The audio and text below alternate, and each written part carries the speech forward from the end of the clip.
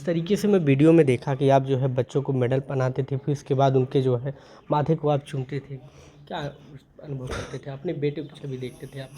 जी। क्योंकि जिस प्यार से आप मैंने देखा उस वीडियो में कि आपने मैं उन बच्चों के माथे को इसलिए चूमा कि ये बच्चे किसी दिन अनुराग की तरह नाम रोशन करेंगे। इतनी छोटी सी उम्र में ये मेडल ले रहे हैं तो और बड़े हो जाएंगे तो आगे बढ़ेंगे, अपने माँ बाप का नाम रोशन करेंगे।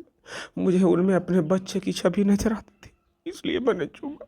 पूरे देश प्रदेश के लोग लगातार इस घटना को देखते हैं और ये प्रतीक्षा कर रहे हैं कि कब लालता यादव का जो ये आलीशान मकान खड़ा है वो कब गिरेगा। और लगातार खबरों पर लोग निगाहें बना के रखते हैं कि इस घटना में अब तक क्या कार्रवाई हुई है, क्या कुछ कहीं से फिर से कोई घटना तो नहीं हो गई, क्योंकि जिस तरीके से था जो है जेल में रहकर धमकियां मिलती थी। अभी कुछ ही दिन पहले लालता के जो दूसरे भाई था लगातार जो है धमकी दे रहा था, जिसके बाद पुलिस ने कार्रवाई की, जेल से फिर वो छूट चुका है। तो ये सारी चीज़ें लोगों की निगाहों पे है और लगातार लोग दुआ कर रहे हैं कि जल्द से जल्द ऐसी कार्रवाई हो जाए ताकि वो मिसाल कायम हो और दोबारा फिर से वो ऐसी धमकी ना दे पाए। उसके बाद से गांव में जो है अभी खेल का मैदान बनाया गया, जिसमें ताइक्वांडो अनुराग यादव के नाम से उस स्थान बना, उसको नाम रखा गया। जो उनके द्वारा जो 14 से 15 मेडल जीते गए वो सारे वहीं लगाए गए। तो गांव के लोग, जो गांव के क्षेत्रीय लोग हैं, पूरा गांव उनके सहयोग में खड़ा है। केवल इस गांव का एक ही व्यक्ति है जो लालता यादव है, वो विपक्ष था और विरोध में था। वो चाहता था कि हम इनके घर परिवार को बर्बाद कर दें, वो ऐसा ही किया और ऐसा करने में वो तनिक भी उसको पछतावा नहीं है और लगातार धमकी पे धमकी दे रहा है। नमस्कार, मैं लक्ष्मण चौधरी, आप देख रहे हैं न्यूज़ अब तक आपके साथ। आज मैं मौजूद हूँ जौनपुर ज़िले के गौरा बादशाहपुर थाना क्षेत्र के कबरुद्दीनपुर गांव में और हमारे साथ अनुराग यादव जी के पिताजी हैं।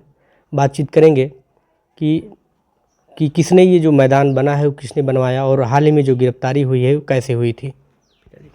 जी भैया, मैदान अभी जो बना है जिसमें आप गए थे, जी वो पड़ोस का ही बच्चा है, क्या नाम है भतीजा उनका? लगता है उमेश, डॉक्टर उमेश यादव। जी जी जी, तो उस बच्चे ने सराहनीय कार्य किया है और पढ़ाई लिखाई के पीछे वो भी समझ लीजिए कि एकदम उसी में लीन है और उसका उद्देश्य है कि कोई अनपढ़ ना रह जाए। जी जी, और उसने हमसे पूछा कि चाचा मैं भैया के नाम से कुछ करूँगा, तो मेरी आंखों में आंसू आ गए। मैंने कहा बेटा जो भी करना है कर लो। तो जो मेडल सर्टिफिकेट था मैंने सब उनको दे दिया, जो भी स्मृति चिन्ह था। मैंने कहा बेटा आप बना रहे हो तो एक संग्रहालय टाइप का बना के आप उसमें रख के और इससे बच्चों को प्रेरित करना। इतनी कम उम्र में मेरा बच्चा जिस तरह से था, अब पता नहीं ऊपर वाले ने क्या लिखा था मेरे भाग्य में। कितना मेडल था पिताजी? 14-15 मेडल थे, कितना मेडल था? नेशनल, इंटरनेशनल और गांव लेवल के, ब्लॉक लेवल के, ज़िले लेवल के, और सारी चीज़ें मंडल स्तर के सब कुछ था। मैंने दे दिया। मैंने कहा कि भैया लेके जाओ, आप इसको सजो के रखो, जब आप कुछ करना चाहते हो तो इसको रखो और बच्चों को प्रेरित करना कि लोग अपनी ज़िंदगी में आगे बढ़े। तो जी पूरे गांव का सहयोग है। जी। एक अदना आदमी जो था वो आपके विरोध में खड़ा था, आज कई साल से परेशान कर रहा था। भैया आदना नहीं था, उसके पास पैसा बहुत था बाबू। वो खुद रिटायर्ड होके आया था, उसका भाई सरकारी नौकरी में था, उसका बेटा दरोगा था। तो ये सारी चीज़ें और पैसा, उसने बहुत गरीबी देखा था। मेरे माता पिता उसको खाना खिलाते थे और आता था कोयले से तो मेरे साथ में भी आगे बोलता था चाचा कुछ बनाए हो। तो हमने कहा हमारे पास भैया गैया भैंस रहती हैं, तो हम बोलते थे यार कुछ नहीं तो है तो दूध तो है, आ जाओ हम तुमको दूध पिलाते हैं। तो खा के जाता था, लेकिन मन में इतनी रंजिश रखता था। 13-14 साल की उम्र से मुझे मुकदमे में फंसा के रखा, 50 मुकदमा मेरे ऊपर है, मैं कुछ नहीं कर पाया। अच्छा पिताजी, कभी उसने अपनी ख्वाहिश नहीं आपसे बताई कि मैं आपके ऊपर मुकदमा कर रहा हूँ? मुझे कभी नहीं। आता था साथ में खाता था, हाँ साथ में खाता था। किसी से कहता था कि ये घर मैं देखना नहीं चाहता, ये घर मेरा है। और ये सैकड़ों साल पुराना घर है, मेरे दादाजी ने बनवाया था। मैं आज तक इसको संजो के रखा था और इसी में मैं रहता था। लेकिन 2 साल से जब से रिटायर होके आया भैया, वो हम बनाने नहीं दिया, मेरा घर गिर रहा है। आप सोचिए, इस साल इतनी गर्मी थी ना, मेरे बच्चे इस करकट में कैसे रहे होंगे आप सोचिएगा। 48-50 डिग्री टेम्परेचर हम लोगों ने कैसे झेला होगा। लेकिन वो मिट्टी का मकान उसने बनने नहीं दिया, वो गिर रहा है। मिलता था, हंसता था, बात भी करता था, लेकिन मन में कपट रखता था। एक मुकदमा हर महीने एक मुकदमा कर ही देता था 2 साल में जब से आया है। जब ये मुकदमा जब होता था तो क्या प्रशासन के लोग जो है ये नहीं देखते थे कि मुकदमा हो रहा है, पहले हम जांच पड़ताल करें उसके बाद मुकदमा करें? भैया आपको भी पता है, और मैं किसी पे इल्ज़ाम नहीं लगाता, गरीब आदमी हूँ, मारा जाऊँगा। बस सारी चीज़ें आप सब लोग समझते हो कि जिसके पास पैसा होता है वो क्या नहीं कर सकता। मैं गरीब आदमी, किसी पे इल्ज़ाम नहीं लगाता हूँ। ना मैंने कभी किसी को कहा। मेरी किस्मत है, मुझे दुख है, और इस दुख में आप सब लोगों का आभारी हूँ कि आपने अकेला नहीं छोड़ा मुझे। और पूरे देशवासियों से निवेदन करता हूँ कि भैया मैं अकेला नहीं हूँ, आप लोग हो। ईश्वर करे आपके परिवार को हमेशा खुशियाँ मिलती रहें। ये दुआ है मेरी, इस गरीब आदमी की दुआ है। पिताजी आप वहाँ जब बुलाए जाते हैं तो आपको मतलब पहले से बताया जाता है कि आप आ जाइएगा, मतलब जो उद्घाटन वगैरह करना था उसमें कई बच्चे भी देखा गया कि छोटे छोटे बच्चे भी वहाँ आए हुए थे? जी, ताइक्वांडो के प्लेयर आए हुए थे और उन बच्चों को हमने मेडल दे के सम्मानित भी किया, प्यार भी किया बच्चों को। ये पिताजी जिस तरीके से मैं वीडियो में देखा कि आप जो है बच्चों को मेडल पहनाते थे, फिर उसके बाद उनके जो है माथे को आप चूमते थे, क्या अनुभव करते थे? अपने बेटे की छवि देखते थे आप? जी, क्योंकि प्यार से आप, मैंने देखा उस वीडियो में कि आपने मैं उन बच्चों के माथे को इसलिए चूमा कि ये बच्चे किसी दिन अनुराग की तरह नाम रोशन करेंगे। इतनी छोटी सी उम्र में ये मेडल ले रहे हैं तो और बड़े हो जाएंगे तो आगे बढ़ेंगे, अपने माँ बाप का नाम रोशन करेंगे। मुझे उनमें अपने बच्चे की छवि नजर आती थी, इसलिए मैंने चूमा। सॉरी, अब नहीं बोल पाऊँ। वीडियो में आप अगर देखे होंगे, क्योंकि जिस दिन ये उद्घाटन समारोह था पिताजी वहाँ गए थे, बड़े ही प्यार से उन बच्चों को सम्मान कर रहे थे, बड़े प्यार से। आप देखेंगे आपको खुद ही लग जाएगा कि वास्तव में जो है एक पिता कितना अपने बच्चों को प्रेम करता है, उस खेल से प्रेम करता है।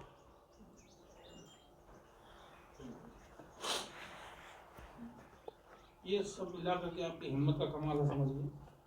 अन्यथा जिस कंडीशन से विपक्ष की तैयारी है ना। अच्छा पिताजी, जब वो उनका जो भाई था जो दूसरा वाला जो बीच में धमकी उमकी दे रहा था, उसके बाद जो है गिरफ्तारी उसकी हुई, तो फिर से कुछ अभी कुछ कहने लगा?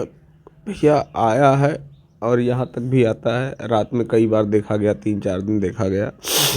वो आता है और उन लोगों के दिमाग में अपराध है, तो अपराधियों से आप उम्मीद क्या कर सकते हो? अपराध करेंगे तो करो यार ना। जो भी चोरी, जो 2-4 दिन 6 दिन रहा होगा, चोरी बेईमानी सब कुछ करके भैया सब यहीं छोड़ के जाना। ये छोटी सी बात जिसकी समझ में आ गई वो अपनी ज़िंदगी जी लिया। और झूठे अहंकार में, मद में, लोभ में दूसरे की बेईमानी करना है, दूसरे को मार देना है, जिसकी समझ में ये आ गई तो वो भी अपनी ज़िंदगी की सज़ा यहीं भुगत के जाएगा। पता नहीं है, इसीलिए कहा जाता है कि पढ़ लिख लो, कुछ अच्छी पुस्तकें पढ़ लो, अच्छी चीज़ें पढ़ लो, कुछ ज्ञान हो जाएगा। मूर्ख आदमी, आपको मेरा वंश ख़त्म करना था, कर दिए।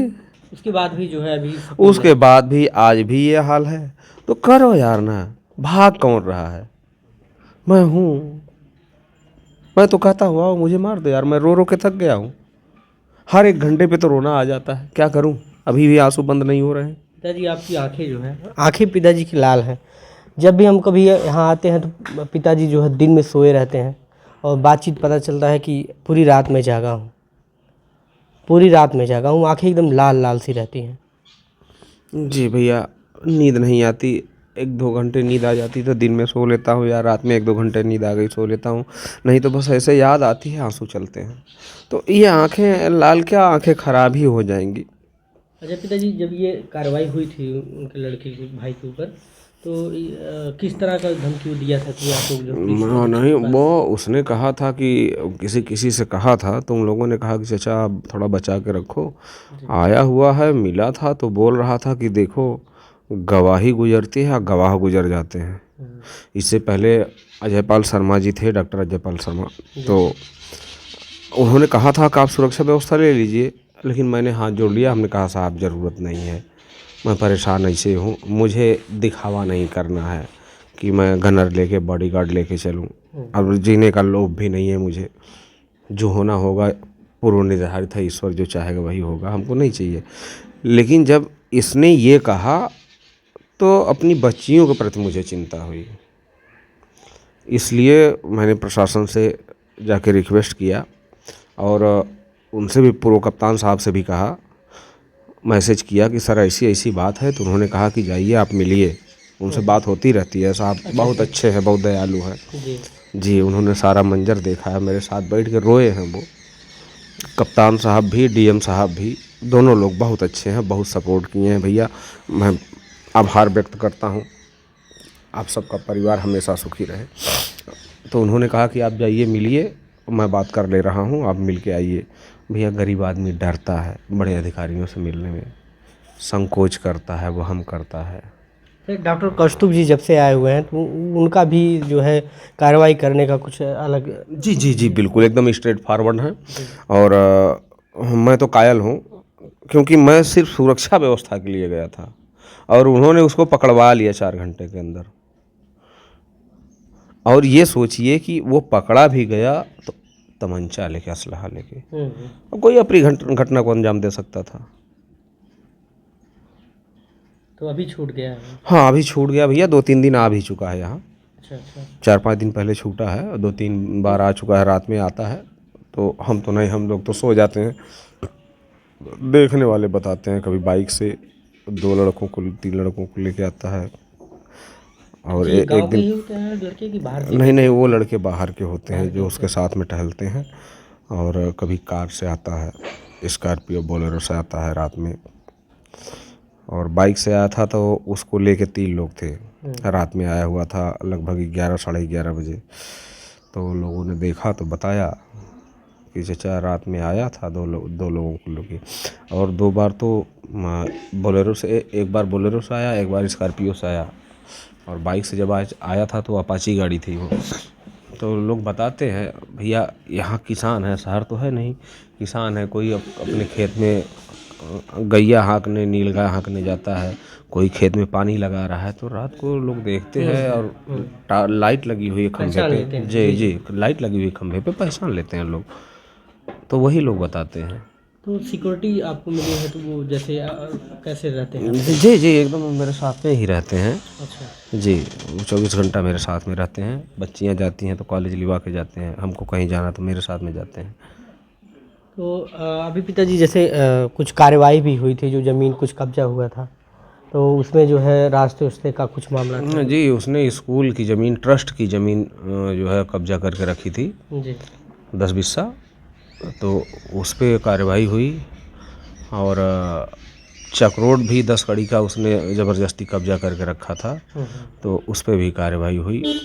तो चक्रोड बना है, स्कूल की ज़मीन किनारे कर दी गई है, उस बाउंड्री पर प्रधान जी लगवाएंगे। जैसे कि ग्राम प्रधान पिताजी लगातार जो है लगे हुए हैं, और उनको भी कभी कभार जो है सुनने में आता है कि धमकी उमकी मिलता है। जी जी लगे हुए हैं, और बड़ा मित्रवत व्यवहार रहा है प्रधान जी के भाई साहब के साथ में। प्रधान जी भी बच्चे हैं ये लगते हैं। और प्रधान जी के पिताजी के साथ बड़ा मित्रवत व्यवहार था, और उनके दादाजी हमारे पिताजी के मित्र थे। दोनों लोग साथ में कुश्ती लड़ते थे, और खेल कूद से हम लोग शुरू से जुड़े हुए हैं जी। और प्रधान जी भी लगे हुए हैं, ऐसी बात नहीं है, प्रधान जी लगे हुए हैं। अच्छा पिताजी, लगातार कई तारीखें पड़ी इसमें, तो बीच में कभी आप किसी तारीख में गए हुए थे? नहीं भैया, मैं नहीं जाता हूँ, प्रधान भैया जाते हैं, वही देखते हैं, मैं नहीं जाता। क्या करूँगा तारीख देके, बैठे बनी तारीख देख यहीं हूँ। हाँ देख लेनी चाहिए। तारीख देखने फिर से तारीख ही तो मिलती है। खुश रहो खुश रहो खुश रहो। तो तारीख देखने से ना क्या है, 13-14 साल की उम्र से मुकदमा लड़ रहा हूँ लालता से, तारीख जानने पर तारीख ही मिलती है और कुछ मिलता थोड़ी है। अभी जो है 2 या 3 तारीख को तारीख थी, फिर से 5 फिर तारीख है। कल फिर से यही तो हमने पहले ही कहा था ना कि तारीख भी मिलेगी। और स्टेट बनाम लालता है तो गवर्नमेंट से लालता मुकदमा लड़ रहे हैं, इनकी बहुत शौक है तो जाके लड़ें। राम जी से क्या लेना है यार। आपका मकान ठीक है, आप पैसे के बल पे नहीं गिरने दोगे या सोर्स लगाओगे नहीं गिरने दोगे, और गिर भी जाएगा तो मेरा बेटा तो वापस नहीं कर पाओगे। जी। तो क्या है, जाओ तुम्हारी किस्मत में जो लिखा होगा वो होगा, ईश्वर तुमको सजा देगा यार। मैं किसी से क्या उम्मीद कर सकता हूँ। कहीं कहीं बिना नोटिस के मकान गिर जा रहे हैं, आपने भी देखा होगा। यहाँ नोटिस लगाने के बाद नहीं गिर रहा है तो क्या उम्मीद करूँ, क्या किसी की शिकायत करूँ। ईश्वर की मर्जी है बस।